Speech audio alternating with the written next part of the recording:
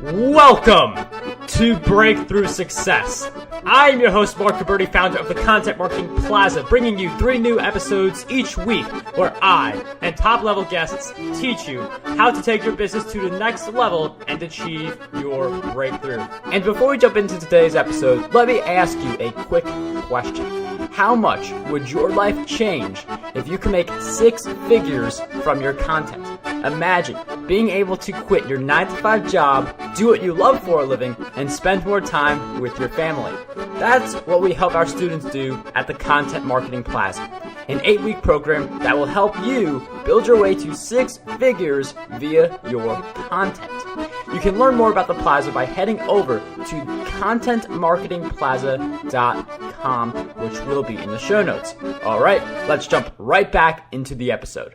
There are so many different ways to generate revenue, but when we're thinking about 6-figure potential, there are just fewer ways to make that happen. But one of the methods that has proven time and time again to work is drop shipping. So if you're wondering how exactly do I make 6 figures from drop shipping, what even is drop shipping, we are going to explore all of that in today's episode. So today's guest, he is the founder of the Dropship Lifestyle course, which Shopify voted as the best e-commerce course. Over 10,000 students from over 25 countries have taken part in the course, and Dropship Lifestyle's mission is to give students the knowledge and tools necessary to create freedom through entrepreneurship by leveraging the power of drop shipping. There are a lot of really powerful case studies and testimonials up on that website, which we will include in the show notes, dropshiplifestyle.com. But today's guest for episode 288 of the Breakthrough Success podcast is none other than Anton Kraly. Anton, it is such a pleasure to have you on the show. Yeah, thanks for having me on, Marc. It's going to be fun. It's really great to have you on the show, and dropshipping is definitely a topic we have not covered as much on Breakthrough Success, so I'm really looking forward to giving you guys this new angle, new opportunity that you guys should know about for making 6 figures. Before we do that, though, can you just share a little bit of the backstory? Why did you get into dropshipping? What was the initial parts of your journey like? Sure. Yeah. So I actually got started with importing. Well, I got started by selling cookies online, so that's a whole different story. But back in 2007, I built my first ever e-commerce website. It was called NewYorkCookieShop.com. And after doing that for a few months, I started to think, well, if I could sell $20 boxes of cookies, why can't I sell $1,000 items? So started to do my research online, bring in different products from China back then. And after doing that for a few years, companies actually started to reach out to my websites and say, hey, we see you're selling these products. Do you want to sell ours also? And that's when they introduced me to the world of drop shipping through basically brands reaching out to my existing stores. And I mean, part of that drop shipping is you having those relationships in place with the other suppliers. And I feel like for someone who is just getting started, could feel a little overwhelming. I don't feel like I could be wrong on this, but people have different opinions. Like drop shipping, like what to do may not be as straightforward as like just producing a lot of content. And I know suppliers is a big part of that. So can you just walk us through how do we find the best suppliers and the approach for that? Definitely, yeah, because drop shipping really is it's a very high level term. It's a very broad term. So probably the same as content marketing, right? There could be a lot of different things to do within content marketing. And with drop shipping, it's the same thing. All it really means is basically someone is fulfilling orders for your business. So even if you sold something on Craigslist, and let's just say I listed a desk on Craigslist, and then the person said, okay, I want to buy this. And I said, okay, my neighbor's going to deliver it to you. Technically, that would be drop shipping. And what you find a lot of now, if you're going on Google and looking up drop shipping or going on YouTube and looking up drop shipping, you're finding a lot of people talking about it as if the only way to do it is to find products for cheap from China and then, put up a Shopify store, make a bunch of Facebook ads and sell products that way. And while that still is drop shipping, in my opinion, that is not a sustainable strategy, especially now with how things are happening with tariffs, but even before that. So, when it comes comes to suppliers, who are the good ones and how to get those relationships, the companies you want to work with are ones that they don't call themselves drop shippers. They're different companies that focus on making great products and then looking for companies like us and like other online retailers to bring them sales. So an example would be if I wanted to sell stand-up desks, I wouldn't just go online and look up dropship stand-up desks, because that's the even though it makes sense logically, that's the total wrong way to do it. Instead, I'd want to go online and look for things like best stand-up desks and stand-up desk manufacturers, and from there, I would reach out to those companies and try to sell their products. So basically, to be a retailer for other companies that are already making really high-quality items. And that is a really interesting approach where, I mean, I've heard a lot of this has a strong focus on buying stuff from China really cheap. Like that is a theme that I've gotten. Now, I haven't done any drop shipping, so you're like, this is coming from a complete newbie, doesn't really know much about drop shipping, but that is the thing I've heard a lot. Yes. That approach. So it's interesting you mentioned reach out to these quality manufacturers and see what you can do with those people. So definitely something really interesting. I'm sure Google search can really help you there. But how exactly does this scale up to 6 figures? And I mean, you mentioned without Facebook ads. So how does this turn into 6 figures, and how do we get those people? So it actually scales up relatively fast once you figure things out in terms of traffic. And reason being is something else that we focus on at Dropship Lifestyle and with our stores is selling these more expensive products. So our average order value for most of our stores is over $1,000, and that adds up fast. So where it used to be, I would sell boxes of cookies online and again make $20 gross profit per sale or revenue. It would take a long time to hit big numbers. But then as we shifted kind of more and more upstream, you get 3 sales a day with a website with an average order value of $1,000. Only 3 orders a day, you're already well over 7 figures in revenue for the year. So with profit margins, that's a different story. We try to maintain about a 30% net margin, but that means $1 million store is making you about $300K take home. And with 3 sales a day, it's very possible when you're selling more expensive items.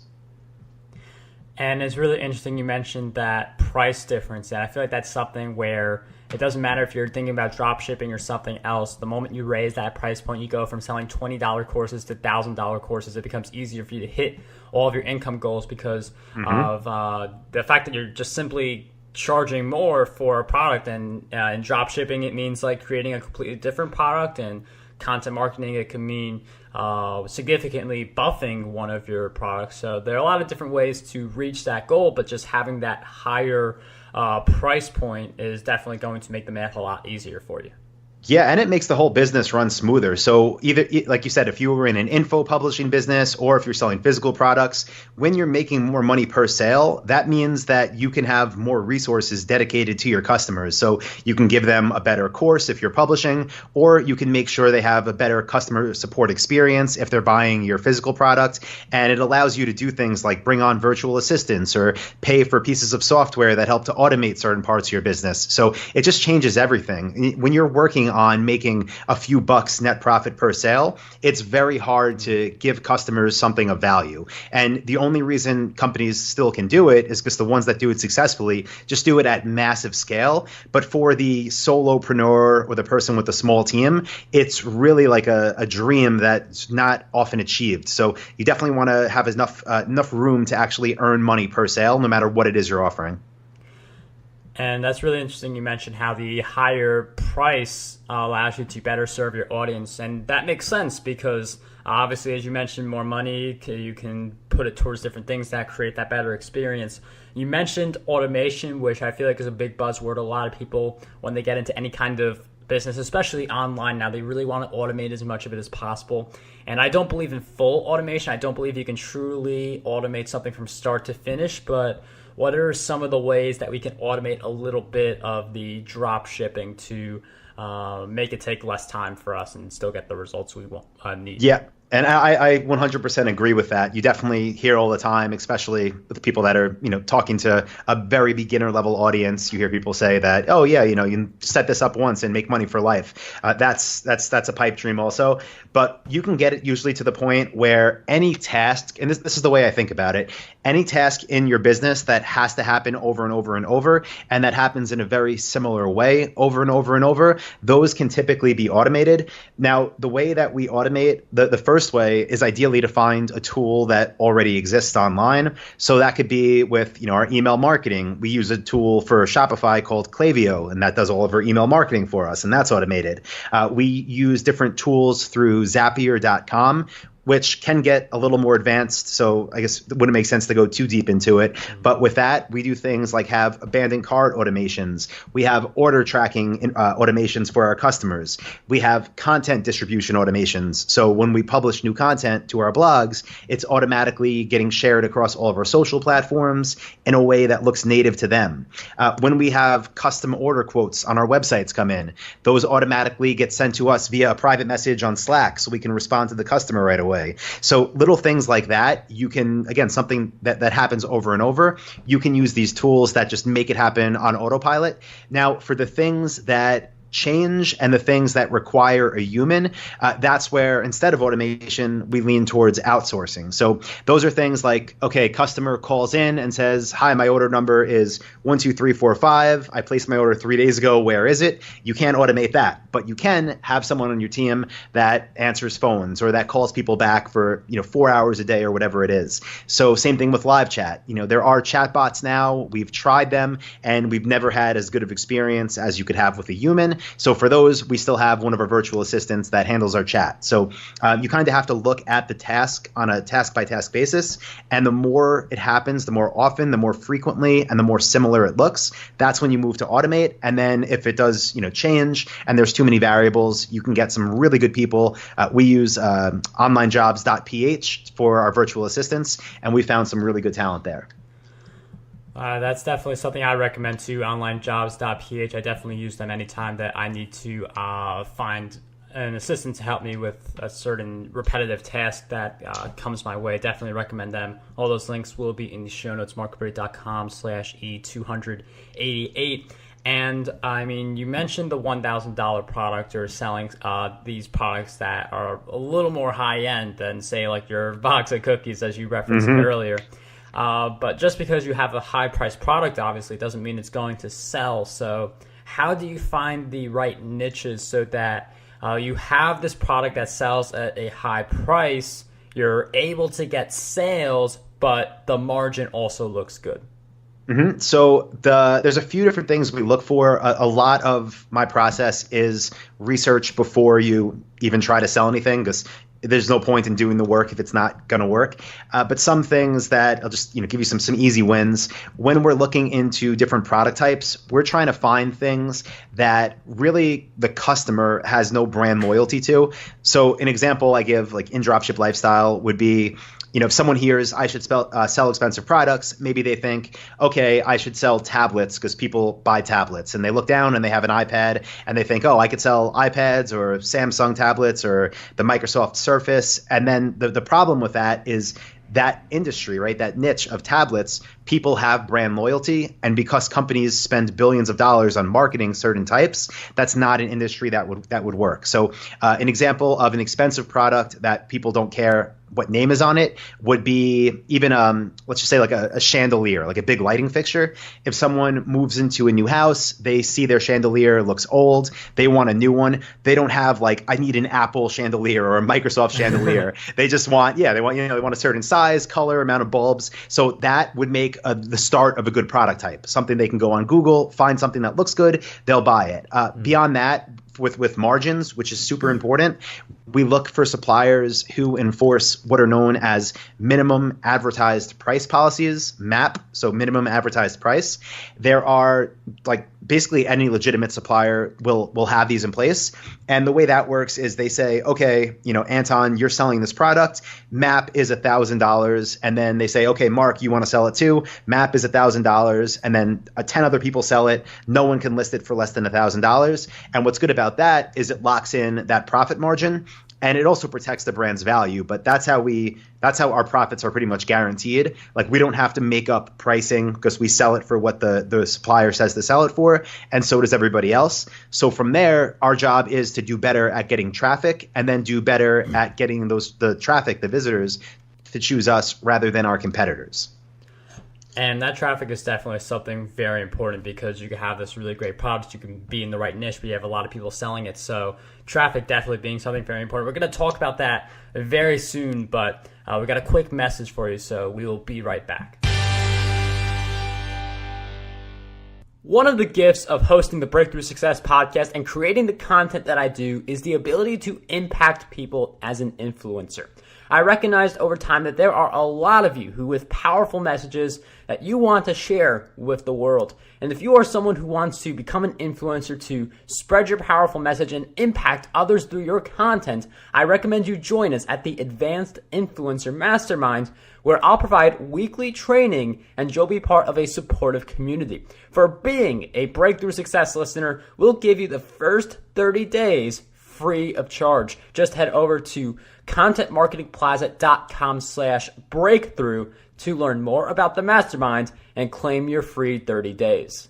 And now let's jump right back into the episode. All right, and we are back talking about drop shipping. So far we talked a little bit about building the foundation, having your product, but you have this product that maybe a lot of other people are promoting, and you need to get traffic in order to get the sales. So Anton, I'm wondering if you could share with us how exactly do you drive traffic to your e-commerce store so that you're able to make these sales and hit the six figures? Yep. So the easiest funnel that works the best and drives most of our sales starts with Google Shopping and an advertising type through Google AdWords, or it's called Google Ads now, but that's called product listing ads. Now, when you advertise with a product listing ad, what happens is when someone goes on Google.com and searches for a product, they will see on top of the normal results, they'll see product images with product names, and they'll see product prices. This is an ad type that is perfect. It's made for e-commerce, but it still converts like crazy, because when people click these, again, they already see the image of the product you have to offer. They see it's from an e-commerce store. They see the price. So by the time they click that, again, it's a very qualified click. And that drives most of the people that we get to our website. Now, there is competition there as well, because other e-commerce stores are aware that Google Shopping is a thing. So there's lots of different techniques that we do to optimize our feeds to make sure we're showing up for the right keywords. Really getting traffic from there isn't the problem. The problem that most people have is getting that traffic to choose them over the other 3 stores that might be selling the same thing. So a big emphasis on what it is we do is on building trust as soon as people get to our stores. And that's part of how we optimize for conversions. So when you think of it like, okay, I got somebody to my website, they searched for this exact product, they saw the price, then they clicked the link, why would they leave without buying? And it's either because they aren't going to buy it right now, like they're just not going to buy it from anywhere right now, or because they don't think that we're a reputable store. They don't know who we are. So we focus really on our product pages by displaying reviews, collecting reviews as many as possible. If we're brand new, we work with our suppliers to get existing reviews that they already have for their products. We work on doing things like having as many images as we possibly can, high resolution images from all different angles, because these are expensive items. People really want to see it before they buy it. We do things like have bonus offers. So if I was selling a chandelier for $1,500, I might say, when you buy from ourstore.com, we're going to include the free bulbs, $100 value. We're going to give them to you for free. So we do things like that. We also try to make it as easy as possible for consumers to choose us. So instead of just saying, hey, check out with any credit card, we'll say use any credit card. We also take PayPal. We also take PayPal credit. We also take Amazon Pay, and we take Google Pay, and we take Apple Pay. So a lot of it is just giving your customers options and just trying to look at your competitors, so the people that are selling the same things, and then looking for their weaknesses and then making their weaknesses your site's strength. And again, the clicks aren't a problem. The conversions usually are. So those are some of the things we do to get people to choose us. And I mean, you mentioned something really important, which is looking at competitors. And I mean, some people, like, you have the idea that you're only competing with yourself, or that there's a deep red oceans, or that there's blue oceans. So people have a lot of thoughts about competitors, but in the end, it's good to look at them, because then you can see what are they missing, as Anton mentioned.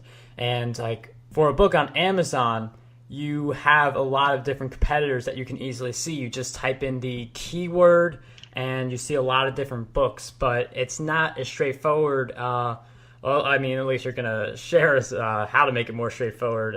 But basically, I'm wondering, how exactly do we see who our competitors are in dropshipping? Because it's not like there's like this www.dropshipping.com or something like that where you can type in all these keywords. So how do you know and see who your competitors are? Yeah, so let's just keep going with the chandelier niche. And if I wanted to sell that, I would go on Google Shopping. I would search for chandeliers. So to do that, just go to google.com. And then on the top left of Google, there's different links. One of them says shopping. So go to Google, click shopping, and then search for chandeliers. Now, once I did that, I would look for the most popular ones, which is how it sorts by default. And then I would look for ones in different price points. So let's just say the $1,000 plus.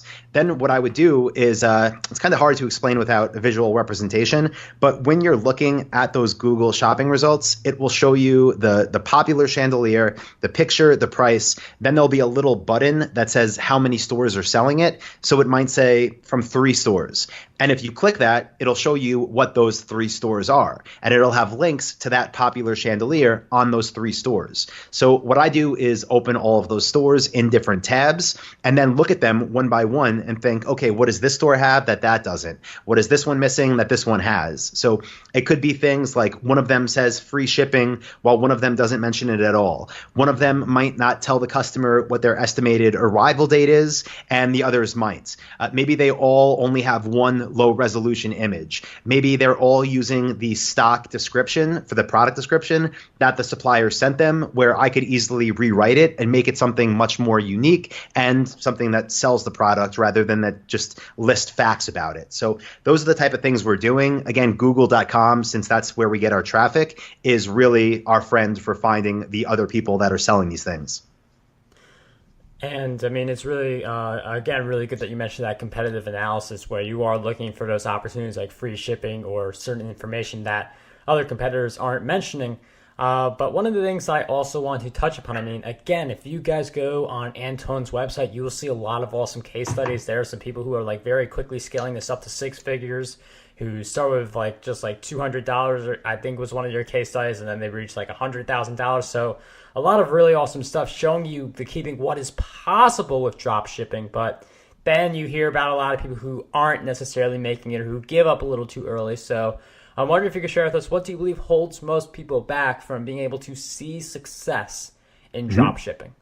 Yeah, well, assuming that you're following something that works, right? Because I really don't think that the whole drop shipping from China method, like even if you did everything right, I don't know, I would still say chances are it's not going to last. So you might have like a quick little spurt of success. But as far as like if you have the system, right, you have a system to follow and it's proven to work, which I do believe that's what dropship lifestyle is. The reason I think some people just kind of sign up and give up versus people that you said, start with $200 and build something huge for themselves. It's all about discipline, personal discipline, and being able to delay gratification and do work while you're not getting paid. And that sounds crazy, but most people that want to start a business, especially like, building an e-commerce store, they come to us when they've never tried this, right? They've never not just built an e-commerce store, but they've worked a 9 to 5 their whole life, or they've worked a 8 to 6 their whole life. And then what happens is they go to that job, and then I'm basically telling them as their mentor, listen, when you get home, put in an hour a night. Then on your weekends, put in 8 hours a day until this becomes something. And I know that's a huge ask because people, again, they're exhausted at the end of the day. But if you're really, and then I'm asking them to put in that time to build their own store, well, they're not getting paid, right? Like you do the work up front to get the benefits later, but it's hard. I mean, and I get it. Like, not that I don't have sympathy for these people, but the people that don't get results and the people that aren't successful, it's not because they really made an effort and then failed, it's because they came home and after a few nights of learning the systems, they thought, oh, a new series is on Netflix and I'm exhausted. Let me just take this night off. And then fast forward 6 months later, what's dropship lifestyle or what's drop shipping? They forgot about it. So that's the key, I think, not just to this, but to anything in life. Like it's hard. It's hard to put in the time and delay gratification. And that is a really powerful angle to look at things, because you have a lot of people who they will come home and they will want to watch that Netflix series. They will want to just do something else other than drop shipping. And I know you've helped a lot of people in this area. What do you think? What do you think is the difference between people who say, forget this, I'm going to watch Netflix and then be where I am a month later, and the people who say, okay, I'm home, I'm exhausted, but I'm going to really give this drop shipping thing my best effort? What do you believe is the difference between those two? I think it's when people really understand why they're doing this and what they want out of it. And one thing that I never thought would be true, but I've seen over and over through the years, is a lot of our really big success stories. When they start this, like, not only are some of them, broke, some of them are in debt, some of them are like desperate. And those are people that if they normally asked me, should I do this? I would say no. I'd be like, listen, get a job, get your stuff together, then do this. But I think because those people have that need, it's like this has to work. They do the work. I think I don't want to say you have to be broke or desperate to build something of value, but I think that motivation definitely helps people. And just in that same line of thinking, I think whenever people really understand why they're doing this, whether it's because they don't just not like their job, but maybe they are I don't know, severely underpaid at work, and maybe they are like mentally or verbally abused by a manager or something, and like they have this strong why of like I need to do this, then those are the type of things that can help people push through. But just saying I want to make some extra money, I don't think anybody can have that as their why and then sit down and make it happen. You need to really understand what you want out of this and why you want it. That is a really great point on tapping into your why. And in my experience, I've seen that the less I think about money and connect with my why to something more meaningful, like providing all of you with experts on the Breakthrough Success podcast and helping everyone level up their businesses. When I connect with the why, something like that, it allows me to produce more meaningful work and end up hitting the results that I've wanted to hit. So really getting conscious on your why. I recommend, even if you think you know what your why is, actually ask yourself again, actually write it down, because that will help you get a lot more clear on why you're doing what you're doing, which will fuel you to hitting your goal. So that why being something very important, especially when you hit some of the challenges within your journey where you're at that crossroads and you got to make the right decision for basically continuing with this activity like drop shipping. That it doesn't give you instant gratification, but when you do hit the gratification, it's really big. It's just long term. But with challenges in mind, Anton, I'm wondering if you could share with us one big challenge you faced in your journey and a powerful lesson you learned during that challenge. Yeah, there's been so many. One thing that still scares me to this day. When I first started to get into higher ticket products, I still, I was young. I was at that time, maybe I was still 21, maybe I was 22, and was making money from my stores, but also was not by any means having a safety net or any type of big amount of cash in the bank. And when I got into high ticket products and started selling more and more expensive ones, did the same thing we're doing now, where we accept credit cards and we also accept PayPal.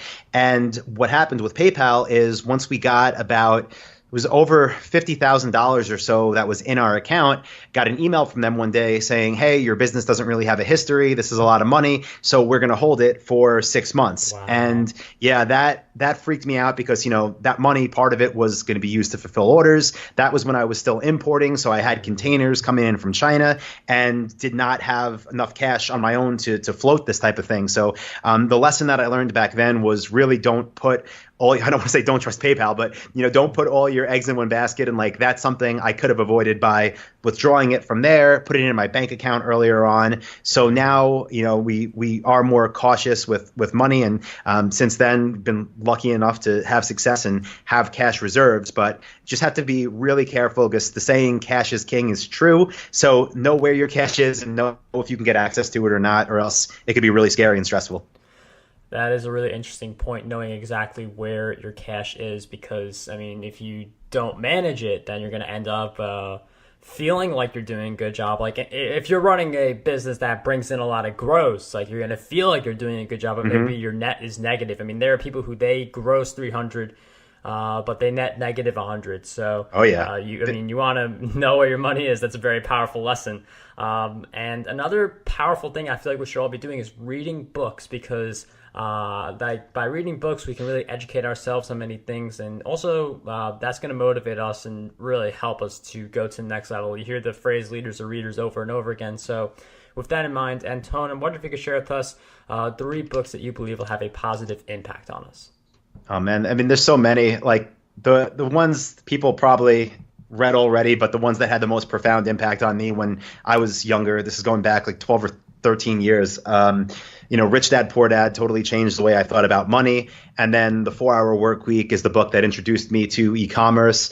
Since then, some books that I've read more recently that have definitely helped and that I kind of always circle back to. One would be Ready, Fire, Aim. I just love the concepts that are taught in that book.